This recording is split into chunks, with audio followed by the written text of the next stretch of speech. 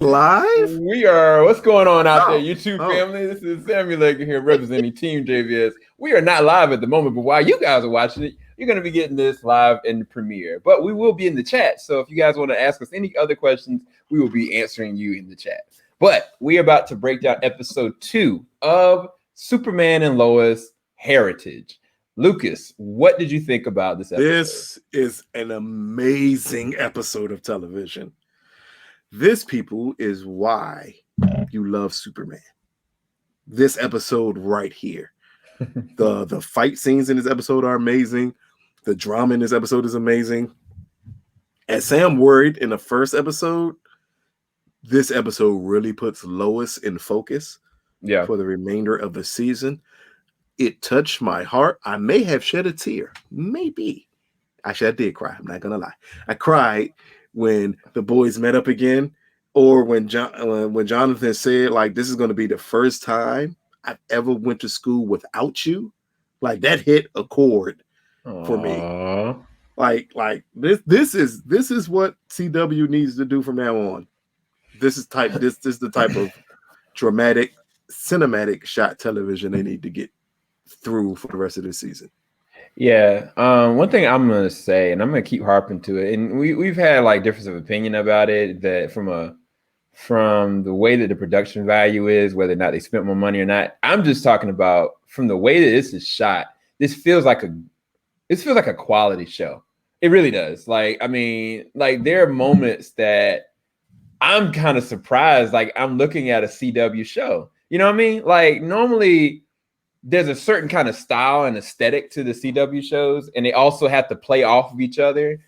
But this feels so disconnected from the Arrowverse that there was a moment in this episode that what was it? What happened when Clark was talking he's talking to General Lane. And, you know, he was kind of like asking, like, where is this guy coming from? He was like, this guy's coming from a different universe. And then he was kind of like, well, how did that happen? And I was questioning. I was like, wait, Ninja, you don't remember the crisis? But then I remembered that he wasn't a part of the totems. He wasn't one of the ones that were going with the group. You know, everything that changed, it just changed. He might not know what's going on fully at all. Yes. And he might not know any of the rest of the heroes either, because at this point, everything is completely changed. But I don't know. Including Sam Lane changed. Yeah. Mm-hmm. He completely changed. Mm-hmm. And it's weird because like, I'm like, I love it. I really love that this is so disconnected from the Arrowverse, much like, you know, Stargirl. Like Stargirl, I mean, it feels like it exists. It could exist with these other heroes, but it doesn't need them. Like it's literally a Superman story, but it's a different level than Superman's kind of ever gone as well, because his responsibilities are also neglecting other responsibilities, and it's very intriguing and endearing. To what Lucas said, I mean, I feel like I do love the brothers. I'm not gonna lie to you. The brothers, to me, they've got some really interesting dynamics that I didn't expect that I would like. I just kind of put them off as like, man, they're gonna be these, you know, crappy kids, and they're gonna just be a bother to Lois and Clark. They're gonna be getting into stuff, and they very well may be, because they're Lois Lane's children. But at their core, they really are good brothers. They're good men. They're good children. It's really interesting because in this episode, Jonathan, we talked about last episode, this possibility of neglect and what this was going to spiral him into being subconscious. But instead of dragging it out, you know how like it's kind of like a gradual progression, like, oh, Jonathan's gonna be all this, and then it's gonna have to wait for 3 more episodes for him to have the real conversation, like, you guys neglected me. Like, no, like Lois had a real conversation with him, like, I know you feel neglected, I know you left everything behind, and I know that you did this for your brother, you know. And then he went back and said something to her like, yeah, you did too. And I was like, that's so freaking dope that they didn't waste any time with that from a narrative standpoint. I loved it. That was my fear, is that they would waste time and try to expand that out because it's a CW show. And we know the episode load here, that they would stretch that out. But what I found even more interesting, I don't think his jealousy came from Clark spending more time with Jordan as much as it was Jordan spending more time with Clark. Yep. Because he was used to his brother always being there. Yep. Neither one of them are used to the father being there. Yep. But they're used to always being there for one another. Yep. And I think that hurt him more than anything else, is that his brother wasn't there. That's an angle that is highly important for this show, because it shows just how close those two are. Because the natural angle would be, and I thought it would be last episode, would be, well, if you're spending more time with the dad and I'm not getting to spend time with dad, I'm going to hate you for it. But instead it's like, no, but I'm used to my brother always being there. And now that he's not there, I don't know what to do. I'm lost because he was my rock. And I love that element of this episode. Yeah. And it's also interesting that Jordan came back to his brother and said, you know what, I apologize. Like, I do love you, and I do understand what you're going through, and you always are there for me. But at the same time, Jordan, felt good about being around and understanding like his value, like his importance. And even Clark, to a degree, like, even though he was really scared of either one of his children getting this, there was levels of pride that he had, that somebody that he can connect with, somebody that had the same abilities as him. And I think that Jarrell said something along the lines like, I know you want this, or something like that. He said that to him when he attempted to give him the crushing news, that, which also, again, I questioned last episode why both of them did not have powers. They kind of addressed it in this episode, that the human DNA is limiting. And when he said it's too limiting for him to contain the powers, and he said, I know you want this, but this is not going to be the case. And I think that's a very interesting thing to see moving forward with this show, because if Jordan was able to manifest powers that he could not contain and keep, what makes us think Jonathan won't do the same thing? Exactly. And I think that, any of you guys that look at like Titans or saw Titans season 2, one of the things is about Connor is that Connor does have a limitation there, but he still manifested powers, even though he comes from Lex and Clark's DNA. And which is that's it. That's half human, half Kryptonian. Yeah. So how do we build a character like Connor, known as Superboy? And he's Superboy because he's a mix of Clark and Lex. Yep. Without Jonathan and Jordan, who are mixes of Clark and Lois. Yep. And there's a comic book that I really wish you would actually read. I'll probably buy you. I'll probably buy you the trade. Is it in bubbles? Is it in bubbles? Meaning, when they speak, is there bubbles above their head? There's bubbles above their head. I will never read it. I don't do bubbles.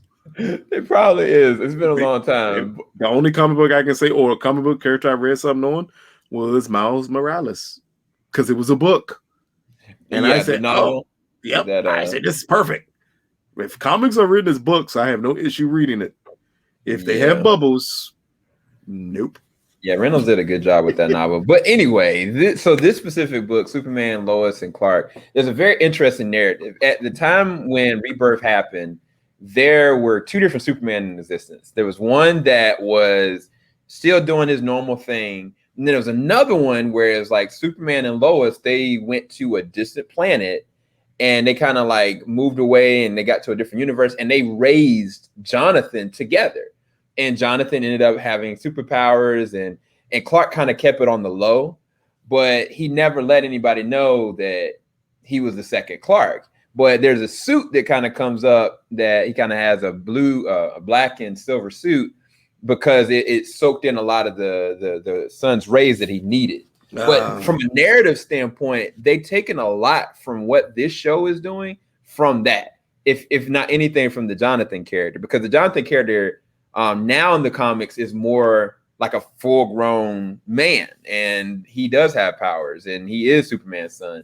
So there's a lot of things that they can really pull into this that it makes me really excited and thrilled that they would even go down this level. But in terms of like the actual story, I did like, you know, when they went to the Fortress of Solitude. The thing that I didn't like, and I don't know if it's just me, bruh, why they put this old man in this costume like that, bruh? See, I like that. What is this? What is this though? That's I forget the movie he's in. Shucks, I forget the movie he's in. But that's my guy. I really like him as an actor. He's a good actor. I just don't like what they got this man in. This suit don't Because it looks like a Superman suit. And you're wondering why on Krypton would he be wearing a Superman suit? No, it just, I mean, it's not even that. It just don't look good. Like, I understand the emblem on his chest. He's supposed to be an old man. But it don't look good. I didn't mind his little costume, his little onesie. I didn't mind his little onesie. Oh, okay. Bro, he got the family crest. He got a little belt, a little utility belt. Man, I don't think that's a cape. I believe that's a robe. I don't think it's a cape at all. It looked like a kind of like a over the shoulders robe. Yeah, and it's very reminiscent of Marlon Brando in Superman 78. It does more so take from that. I just wish it wasn't black, and I don't know. It looked weird to me when the hologram popped up, and I was like, "Who is this?" Yeah, I like that part of it. It's not colorful because it doesn't need to be colorful.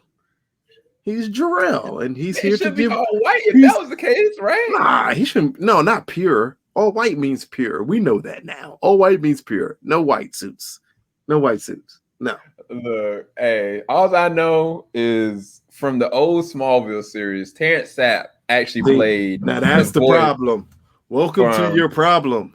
No. So comparing it to Smallville. This is not Smallville. It's not. But look, hear me out. So Terrence Sapp played, General Zod in the old Superman movies, but he ended up playing the voice of Jor-El in the Smallville series, right? So in Smallville, when Clark first goes to the Fortress of Solitude, Jor-El always was kind of like giving him just the hard news. He was giving him bad news, or he was giving him like tests. And these tests were like, oh, okay, I'm gonna tell you this much, but really I mean for you to understand this. And it's kind of like Jor-El always was like setting this man up for failure almost. And it's kind of like he never had good news to give Clark anytime. It's never like he was a father figure, and it's kind of like with this one, it felt the same way. That I was like, okay, he's teaching them this, but he's like, yeah, you know what? Yeah, you might as well just kind of give this up. Like, so wait a minute. But then the other dude sounds like a little butthole. This dude's not a butthole. He's just like, hey, like your son doesn't have the power. When he said, like, why did you bring him to me? And he tells him he has power, and he said, okay. Like he understood. This is more fatherly to me. And I had to look up his name. It's Agnes McFadden. And what I remember him from is Braveheart. And I knew it was the reason I remembered him. Oh, wow. Hold on. He was in something else. Agnes. What was his last name? Agnes what? McFadden.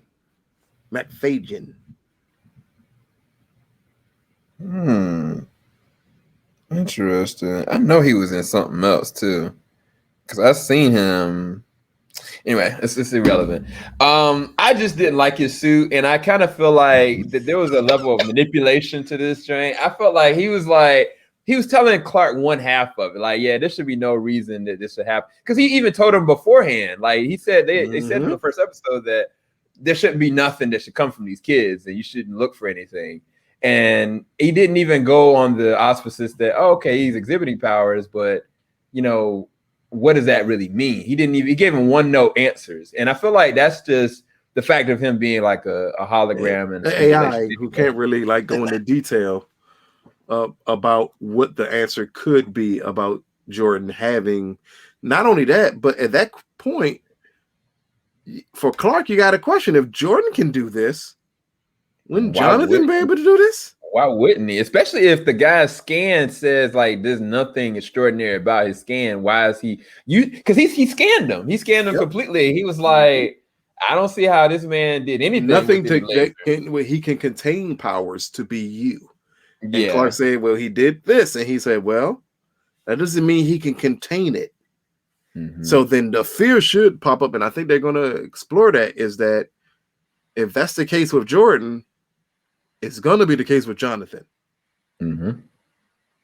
And even when Clark said he's stronger than normal humans, he said nothing extraordinary. Yeah.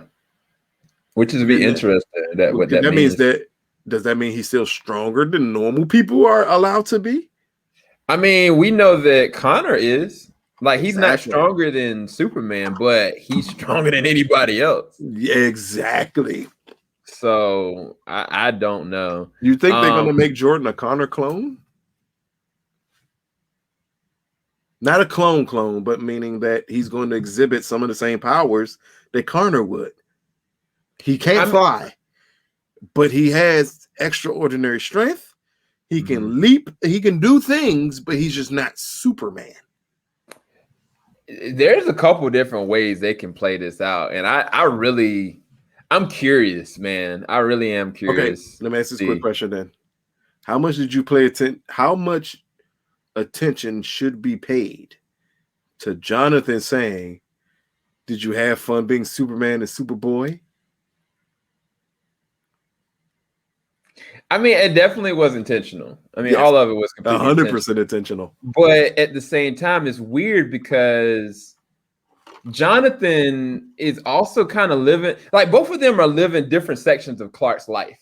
Yes. Like, both of them. Like, I mean, Clark also did football, and that's why he, looks at Jonathan like, oh, okay, cool. But then Jordan was the outcast, which also Clark was as well. So it's really interesting dynamics. But yeah, to go off of the rest of this, what did you think about Alexander, or whoever this Luthor is? Captain Luthor. There's no chance that it's not Lex Luthor, it's Alexander Luthor. From, as the little pendant said, because I had to read up on this, people. Again, I don't do comic books. So I had to read up on why did it say hell, and then why did it say 7734? And that says that's Alexander Luthor, not Lex Luthor. Yeah, and that's what I was talking about last week. That's what I theoried that was it. Could it be? Well, I at first, at the beginning parts of the episode, again, I questioned this character a lot. I love the point that he's searching for more kryptonite. Mm-hmm. I really like the fight scenes that they have. Yo, this shot actually, dude, I kind of was like, this is where honestly this suit. I'm not gonna lie to you, like the suit is captured very well. Whoever designed the suit, from where they are using the cinematography, from wherever it's being captured, the focal point of it, like it's really dope. Like it's eye-catching. It's really interesting. This is where it pays dividends that Tyler was a former football player. Yeah. And Tyler has a very wide base. And what I mean by that, for anyone who's ever played a sport before, is that shoulder-to-shoulder thing for him is huge. And in the suit, you see it a lot more than you see it when he's in regular clothes because they play with angles. But if you ever saw him on the MTV show, what's that, Teen Wolf? Teen Wolf, yeah. If you ever saw him on Teen Wolf, that shoulder-to-shoulder proportion exists on that show. Yeah. And it made him look huge at times. And it plays well when he's in that suit. Yeah. And the fight scenes, geez Louise. Yeah, the fight scenes look amazing on here. They do. I'm not I'm not gonna fight that. Like I've been waiting for these kind of fight scenes for a very long time. Just I mean, not even from a movie's perspective, but just like from a live action standpoint. Because I remember back in the day, like Lois and Clark, and I was kind of like, as much as I could go back and watch Lois and Clark for the story. Don't you say nothing bad about Lois and Clark. For the story, I could always go back and Lois and Clark. I own all of them. I don't see. I'm not doing that. But I literally bought HBO Max when it dropped, strictly for Lois and Clark. Nothing else. I am not a Superman fan, but I love that show growing up, and it was the only way I can see the show was on HBO Max. And I remember Sam talked about it. I said, I'm only getting this for Lois and Clark. I'm not getting it for anything else.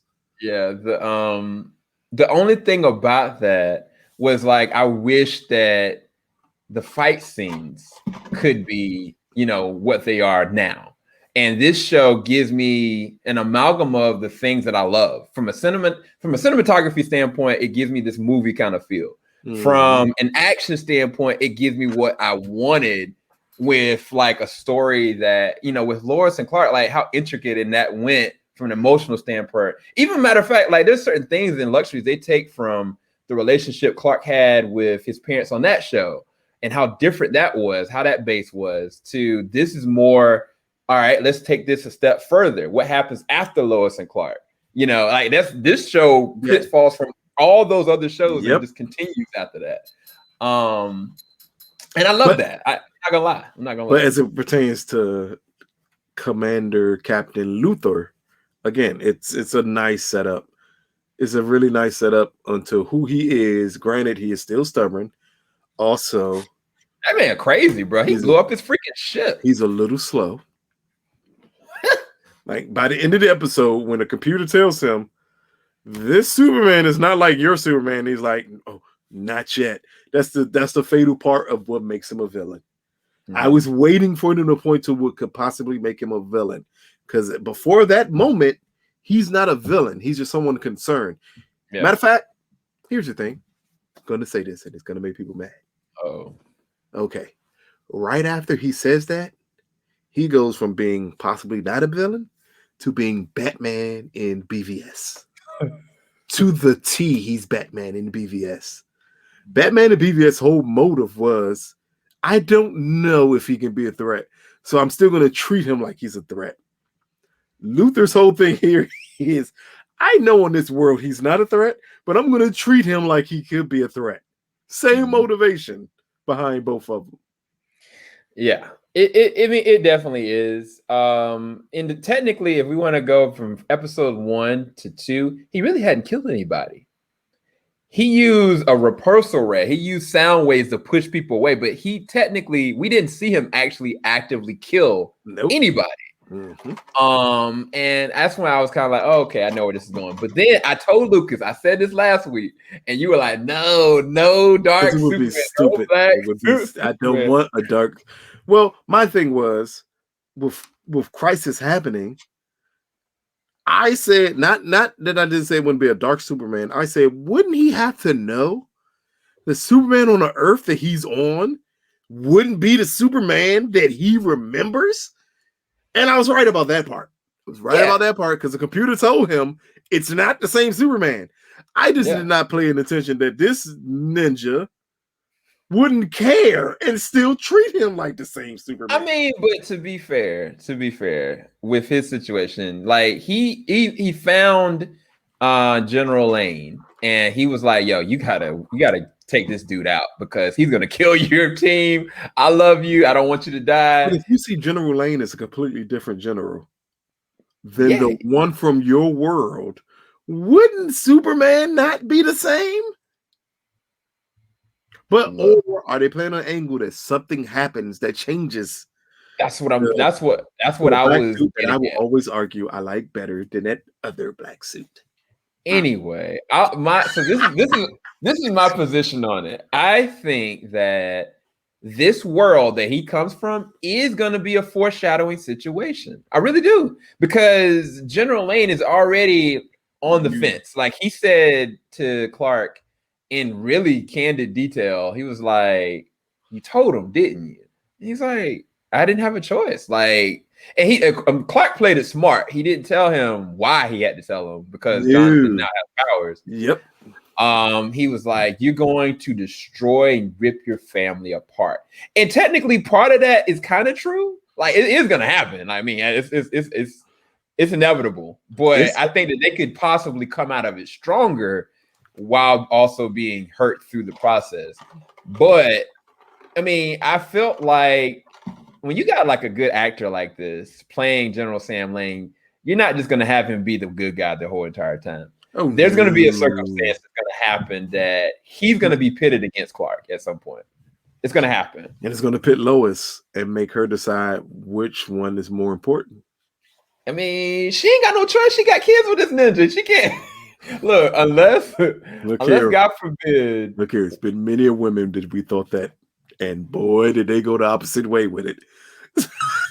Look, all I know is that I think that this is all foreshadowing, because even Clark, you know, when he realized what was going on, he kind of was like pondering it, and he was like, I don't know what this means. But again, I'm still suspicious on what that universe was, because it doesn't make sense. When the crisis happened, right? Mm-hmm. All the different Earths combined into Earth Prime, I thought. But this Lex, some kind of a way, his universe, he escaped it. So what I was thinking what could have been was that when the Lex of this universe took Brandon Routh's spot, that's what made that happen. You remember when like this version's Lex went and stole Superman's position in that spot? Yep. And I was kind of like, maybe that was the wrinkle that took this Alexander Luthor out of that position and put him to this Earth. Keep in mind also, in the beginning of the crisis, this black suited Tyler Superman is different than the black suited Tyler Superman that was originally in Crisis. Yeah, it wasn't even the same person. And Tyler has even spoken about it already and said, during the season, you're going to see the difference, and you're going to see why this world exists and what happened. Yeah. But I just think that the only way that we could end up with this, a bad Superman, is if something happened to his family. Yep. And I don't know. Now keep in mind, we got to see Superman, Laser Beam, and Army in a CW show. So look, all y'all ninjas, look, I don't care what y'all say about Man of Steel and that very last scene. This ninja, General Zod, like about the laser. This ninja is Superman. This ninja on CW is different. No, it's different. No, it's so much different. No, it is so. You not attempt to use what this evil Superman did. No, versus Superman snapping General Zod's neck. No, that's not the same. No, what I'm talking about is that people are like, "Oh man, I can't believe this is happening." Y'all ninjas better not sit there and complain to me when this man lasered a whole army and you saw what they couldn't understand happening is good Superman snapping someone's neck. It ain't what Zod was doing. It's what good Superman did. He snapped someone's neck when I could have easily just blinded him. I could have blinded him. How? Sam, the Superman like hand just automatically like vaporize from laser beams? No, it doesn't. And we know it doesn't. So if instead he takes his hand and literally covers Zod's eyes, he doesn't have to snap his neck. This is evil Superman, though. Evil Superman is going to kill people. He's evil Superman. True. That's true. That is true. And that happened also in BVS. He was sitting there lasering people in the nightmare sequence as well. So to be fair, we've seen this. I think they just wanted to show here the difference of why this Luthor hates and doesn't trust Superman. And I think this was an awesome thing to show. Like, this is why he hates this Superman. Yeah. So about Lois, what do you think her character? So I mean, you already kind of laid the foundation that I can't remember if you said that she was going to leave the planet. I think you said that she was going to still do planet work, but do it virtually because that made sense. Yeah. But now, like, because Morgan Edge owns the planet, she's like, "F the planet, I quit." You But we know, kind of knew it was going to go in that direction eventually yeah. because Morgan is the one that she's hunting after. I did Yeah. think it was very smart to have it where she turns in a story and they change it to a fluff piece that looks nice on him. And I hope they are smart enough to play up the angle that Smallville Gazette is a extremely small paper. If you insert what is supposed to be one of the biggest reporters in the world on a small paper, everything increases. Yeah, that thing is gonna blow up. Yeah, like her little story isn't a little story anymore because she's still Lois Lane. Yeah. Don't downplay her as Lois Lane. Upplay that. Yeah, If she they're goes to the definitely gonna. Smallville Gazette, that Gazette has now become one of the biggest papers in the world. Yeah, that they're gonna definitely get some employees. That by the end of the season, I can foresee that probably being like pretty big. Do you think at the end of the season she's going to be running the Gazette? I don't think she should because I feel like they did that with Iris, and I don't like it because Iris don't have time to be doing that. She don't have time to be running that, and she's following.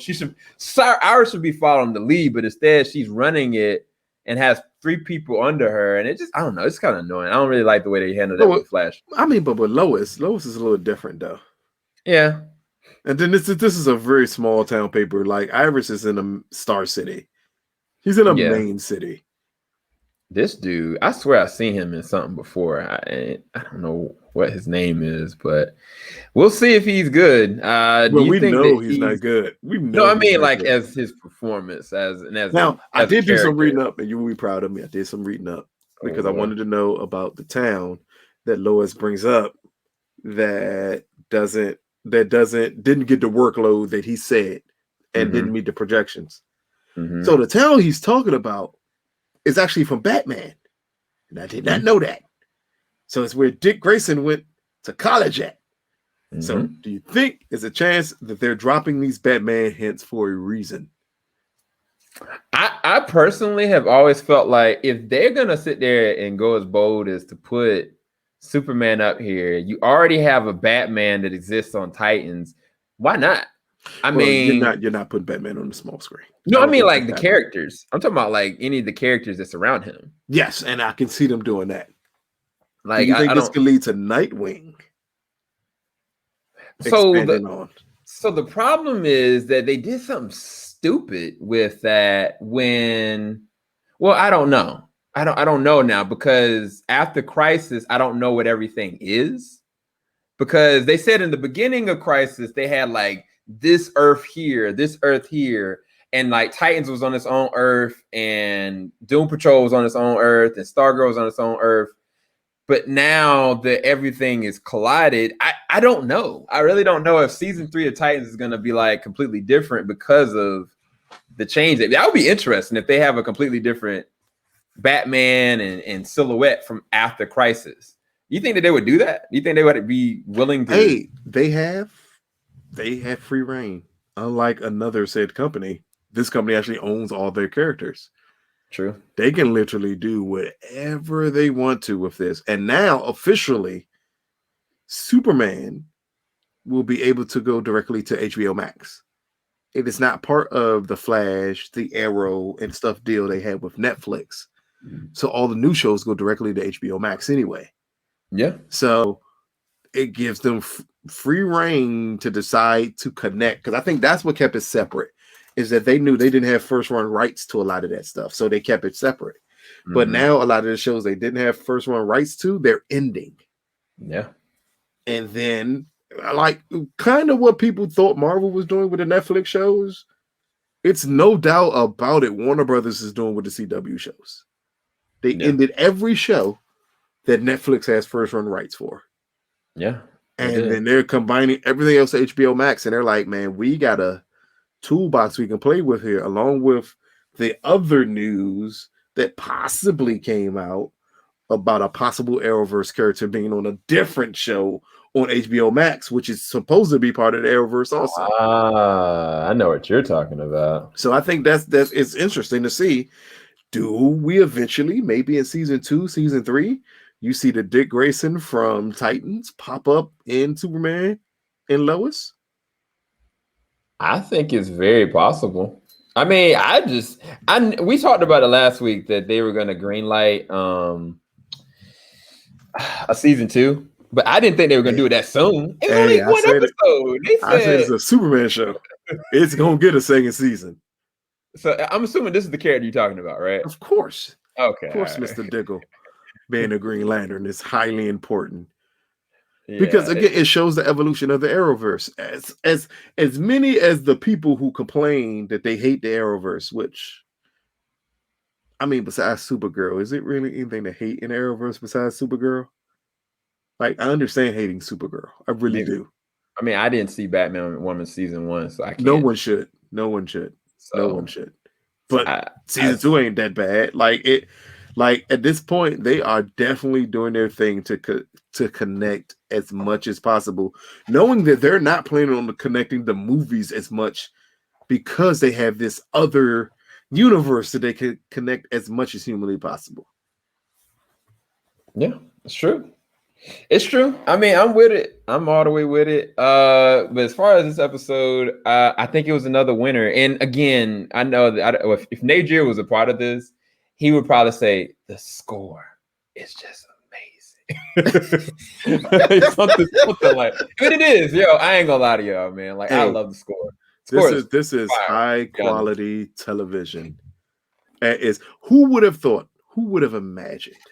Not me, because I was writing. We would have gotten a Superman show, and I know this is gonna make some people mad. We would have gotten a Superman show that comes out during another superhero show that was much better in its first 2 episodes than that other superhero show was. No one would have imagined that. I could take it a step further. In these first 2 episodes, it's already better than how many episodes of the other show is right now. Hey, 100%. I just wasn't going to say that, but it's clearly better. But we're not so far. This is the second best superhero show I've seen in 2021, and we are not allowed to talk about the first one yet. But it's the best superhero show I've seen so far. It's in making 2021. This proud. Like, what is that? This is the original set, 1978 to 2006. Oh, it's doing it justice. You can skip. It's doing it justice. Between 78, 80, and then 2006. Skip everything in the middle. Well, wait, hold on. You talking about keep 1, 2, and skip everything 3, 4. Else. It keeps Superman Returns. Yeah, exactly. and you can skip Man of Steel. You can really skip that one too. No. We're going to talk about that more later on another. You can completely skip that movie.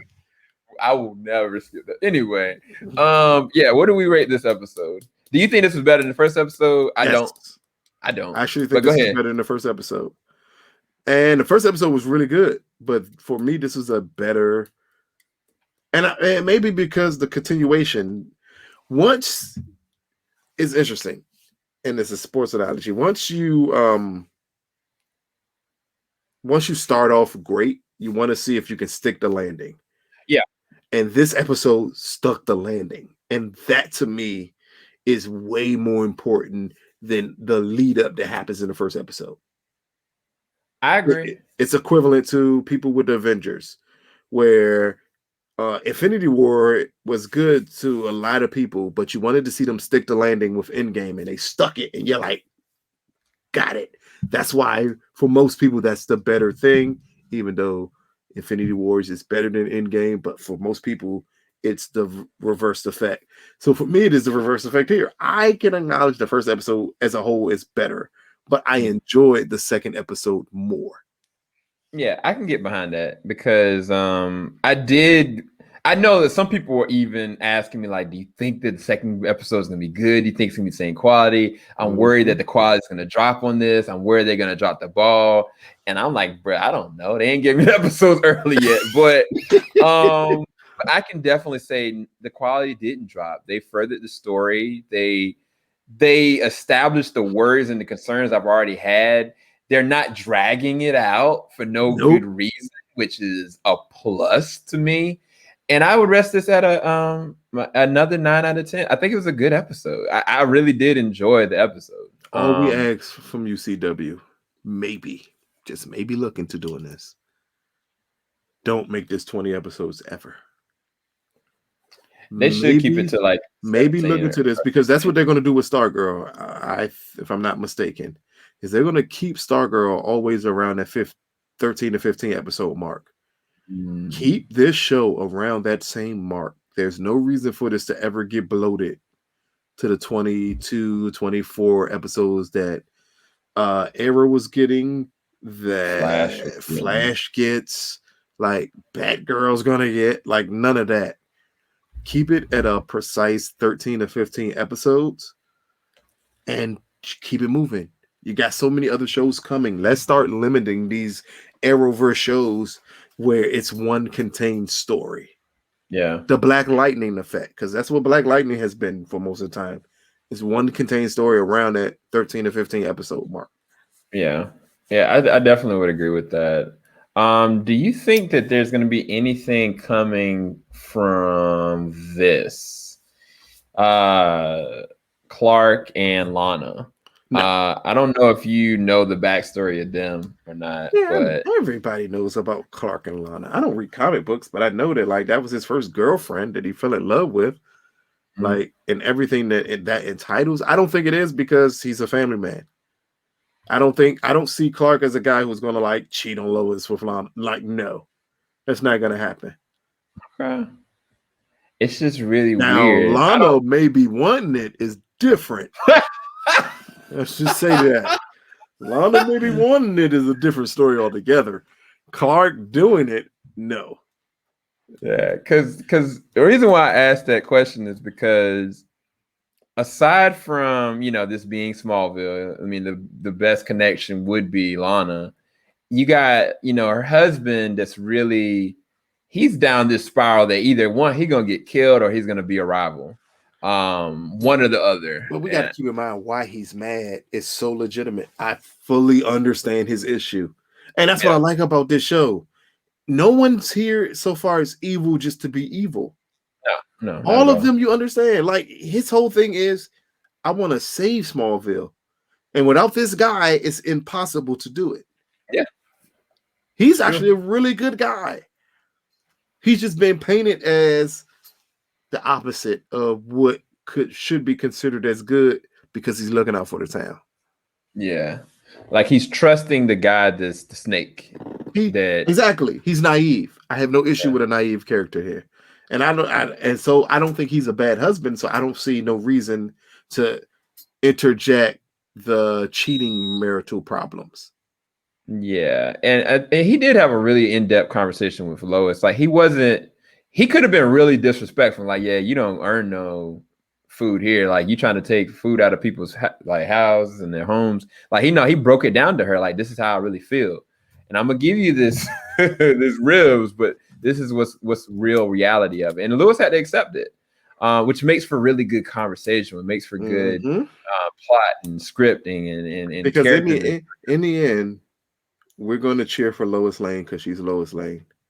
Yeah. Understand, if she gets what she thinks is right, it's going to screw the town over.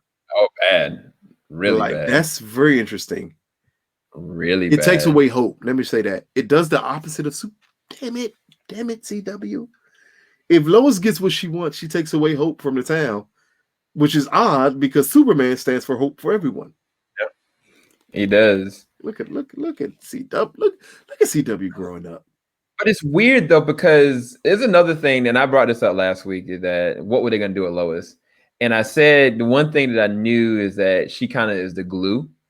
And there was a conversation that was had where, Jonathan was yelling at Jordan was yelling back, and Clark, Jonathan was about to walk out, and Clark said the stupidest thing. He was like, "Oh, okay, Jonathan, I'll go help you out with your throat." I'm like, "Ninja, that ain't what you're supposed to be doing right now. Like, you need to figure this out as a family." And so Lois stuck up, and she's like, "No, we gonna figure this joint out." And I was like, you go ahead on, Lois. I want you to remember that in like 15 years. I want you to give yourself 15 years and remember what you said. if at that point you have two teenagers and they are going at each other, I guarantee you, as the father, you're going to try to find a middle ground. Like, hey, I'll go out with you here. Hey, me and you, let's go out now. Let's do this. And then it's going to be the mother who's going to say, nah, ninja, both of you going to do what I said. Get upstairs, get dressed, because we got somewhere to go. That's what happens. Oh Lord. Hey, we'll see. I just knew that I was kind of like, hey, Clark, bro, that wasn't the right answer, dog. Like I knew as soon as Clark is the good cop. He's the one attempting to make up for the lack of not being there. Lois does not care. She's like, no, ninjas, I've been here. Y'all gonna do this because I said do it, and we going. If she's a black, if Lois was a black mama in that moment, it'd have been like, if y'all ninjas don't get upstairs, get your shit on, we got somewhere to go. I don't care. Y'all better not act crazy around these people when we get there. Like that's what we would have gotten out of her if she was a black mama. But even as a Caucasian, very nice mama, she still conveyed that same exact message because mamas all speaking the same language, no matter what race, religion, creed they are. They all speak in the same language. And when they say something, that's it. You know you better do it because the daddy know I ain't trying to hear her mouth. Y'all get up there. Clark said it quick. Clark is Superman. And he said, you heard your mother. He is Superman. You know how much I could threaten you with laser beams? And my reply was, you heard your mother. Yeah, that's no joke, man. That's no joke. But I just love that though, because they could have easily not written that scene in, and it would kind of been like, oh, okay, well, we're just gonna do it anyway because we're spoiled kids. Like, no, y'all ain't spoiled. Y'all know better, and y'all gonna do what you're supposed to do. And that's the great part that they don't have them as being spoiled. I love that. I really do love that because that's what I thought they were gonna be. I really did. I worried about that. They are extremely down to earth as kids. Yeah. So we'll see where it goes. I got some things happening. I really do. I don't know if we're gonna get a situation where Clark comes in contact. Ooh, I just came up with something. I don't know if I should say it. I'm gonna say it because it's the second episode. It's 9:48 p.m. Eastern Standard Time. Remember when I say it, you guys. So Lex has been looking for kryptonite. He can't find any kryptonite at all, right? Mm-hmm. Not the conventional kryptonite. What if he finds red kryptonite? No. Because at this point, he's shown that he's desperate. And depending on what kryptonite turns Superman evil? Yes. What would be the point of it? But to prove his psychosis. He's gonna get that joint and he's gonna put it in proximity of Clark, and he's gonna show General Lane. See, he is just as valuable. He can even be as susceptible to the same situation as my Earth. Look, I can show it. I can prove it to you. So by the end of the season, if we get that, it will be Jordan that stops him. Gonna have to, because there's nobody else. Well, I mean, I take that back. Does Supergirl even exist at this time? Because this is a time jump. I don't know. She technically does. But this is a time jump. I don't know. You can't put Supergirl on this show. And not because Supergirl will not be good on this show. But if you put her on this show, it's going to make people extremely mad that you're going to have to put her as a character on the way that they've always wanted her to be on her own show. Like, I would not mind Supergirl in this universe, but the issue would be if you bring Supergirl to this universe, she has to be a certain way, to fit into this universe. It's true. Again, I don't know. Granted, they did manage to put Flash into the Arrow's universe, and he was never the murderer that Arrow was in the first season. Not at all, but they made it work some kind of way. But I suspect that Lex, they've made a point. It's been the first 2 episodes, like he's looking for kryptonite. Yep. If there's no regular kryptonite, then the next alter will be Or some red kryptonite. or here you go. Or does Sam have kryptonite and he knows it? Oh, he definitely got kryptonite. That man, he probably got the stockpile. But no, I take that back. Because I thought that was where Lex went, was to Sam's stockpile to try to find it. I thought in this episode, that's where he went. I thought he went just to turn Sam first for Sam to use the kryptonite that he has. It may have been. Because Sam didn't know all the time who Superman was. So not at all. But I'm pretty sure he knew his weakness. Oh, yeah. There's no reason for him not to have stockpiled kryptonite. But that's my theory, you guys. I said it. That was 2 minutes ago. If it happens, you heard it here first. So we'll see. Hope y'all enjoyed this breakdown and spoiler review. We'll be back next week. We might be reviewing something else very soon. This also definitely reviewing it with no cursing and no anger and just talking about it. Anywho, y'all take care. Have a blessed one. Keep it alive. Yes. We ain't gonna stop. All right, guys. Peace.